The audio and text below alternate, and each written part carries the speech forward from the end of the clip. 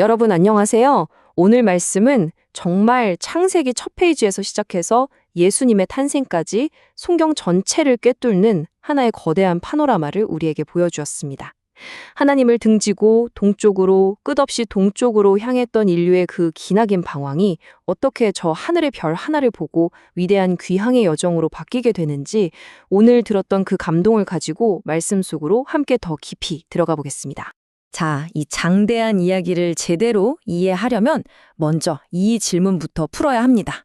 성경에서 말하는 동쪽은 과연 무엇을 의미할까요? 이게 그냥 나침반이 가리키는 한 방향일까요? 아니죠. 오늘 말씀에서 우리가 확인했듯이 이 동쪽이라는 방향 안에는요, 정말 깊고 중요한 영적인 메시지가 숨겨져 있습니다. 오늘 말씀에서 정말 소름 돋는 하나의 패턴을 발견했는데요. 바로 인류의 죄의 역사가 마치 나침반 바늘처럼 끊임없이 한 방향을 가리키고 있다는 사실입니다. 그 방향이 바로 동쪽, 다시 말해 하나님께 등을 돌리고 그분의 영광스러운 임재로부터 점점 더 멀어지는 방향이었습니다. 여기 한번 보세요. 정말 놀랍지 않습니까? 아담과 하와가 에덴의 동쪽으로 쫓겨난 것을 시작으로 가인은 동쪽 노 땅으로 떠나고 사람들은 동방으로 옮겨가 하나님께 대항하는 바벨탑을 쌓습니다. 심지어 아브라함의 조카 롯마저도 자기 눈에 좋아 보이는 동쪽 소돔 땅을 택하죠.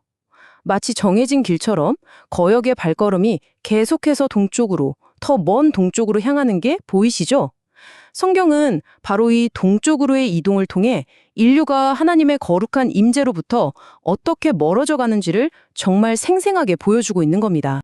이걸 신학자 메레디스 클라인이 정말 통찰력 있게 표현했더라고요. 에덴이 하나님이 거하시는 최초의 성소였다면 동쪽으로의 추방은 그 성소에서 쫓겨나는 것, 그 자체가 바로 심판의 선언이었다는 겁니다. 하나님 없는 세상으로의 여정이 시작됐다는 거죠.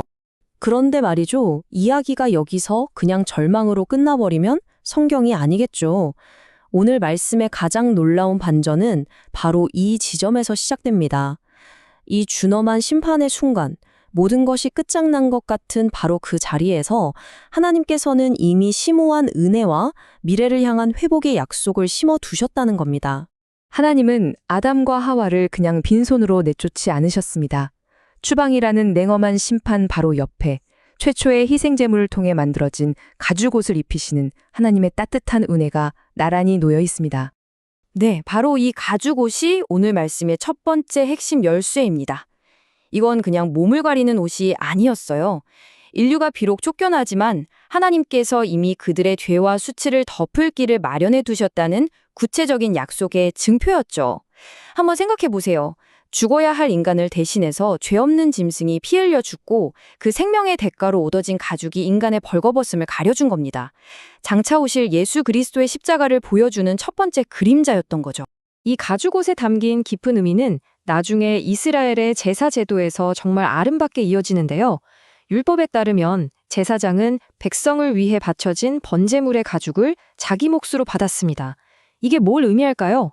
바로 제사장의 삶 자체가 누군가의 희생, 그 은혜의 흔적 위에 세워져 있다는 사실을 매일 옷을 보며 기억하게 하는 은혜의 기억 장치였던 겁니다. 자, 이제 동쪽으로, 저 멀리 동쪽으로만 향하던 이 기나긴 인류의 여정이 어떻게 정말 드라마틱한 대반전을 맞이하는지 그 클라이맥스를 향해 가보겠습니다. 오늘 말씀에서 정말 흥미로운 지점은 이 동쪽으로의 여정이 어디서 멈추었는지를 조명했다는 겁니다. 수천 년간 하나님으로부터 멀어지던 인류의 발걸음은 마침내 유라시아 대륙의 동쪽 끝, 지리적으로 더는 갈 수 없는 땅끝에 다다르게 됩니다. 그리고 바로 그곳이 오늘날 우리가 살고 있는 한반도일 수 있다는 가능성을 열어주었죠. 오늘 말씀에서 아마 가장 놀랍고 또 어떤 분들에게는 좀 생소했을 수도 있는 부분이 바로 여기일 텐데요. 우리는 보통 동방박사가 페르시아, 지금의 이란 지역에서 왔다고만 생각했잖아요. 하지만 성경의 기록을 자세히 들여다보면 이동 기간이나 당시 정치 상황, 그리고 무엇보다 그들이 별을 연구하는 천문학자였다는 점을 고려할 때 새로운 가능성이 열립니다. 바로 세계 최고 수준의 천문 관측 기록을 자랑했던 고대 신라의 천문학자들이었을 수 있다는 강력한 증거들입니다. 이게 그냥 근거 없는 이야기가 아닙니다. 현대의 저명한 천문학자들이나 역사학자들조차 고대 한국, 특히 신라의 천문 관측 기록이 당시 세계 최고 수준이었고 얼마나 정밀했는지를 증언하고 있습니다.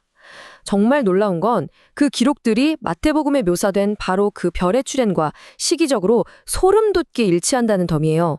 이건 하나님의 구원의 신호가 예루살렘 근처에만 머문 게 아니라 가장 멀리 땅끝까지 떠나온 자들에게까지 선명하게 비추었다는 감격적인 증거가 아닐까요?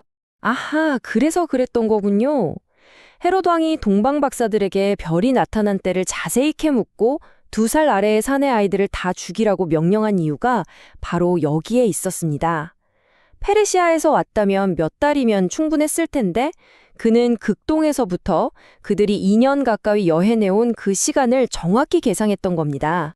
바로 이겁니다. 이게 오늘 말씀의 심장입니다.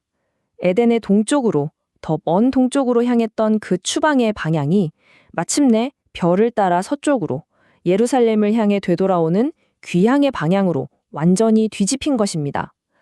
가장 먼 동쪽, 추방의 종착점에서 온 동방박사의 경배는 하나님을 등지고 떠났던 모든 인류의 위대한 귀향이 이제 막 시작되었음을 알리는 장엄한 선포였습니다.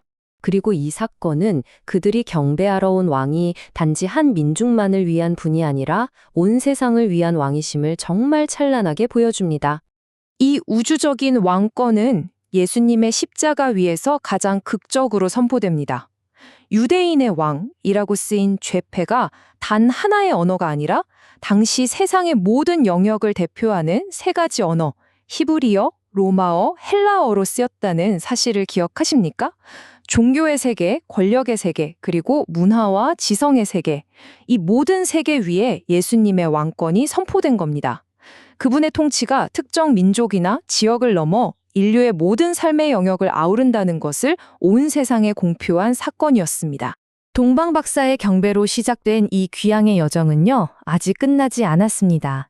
우리의 최종적이고 완전한 회복에 대한 약속 안에서 그 절정을 향해 지금도 나아가고 있습니다.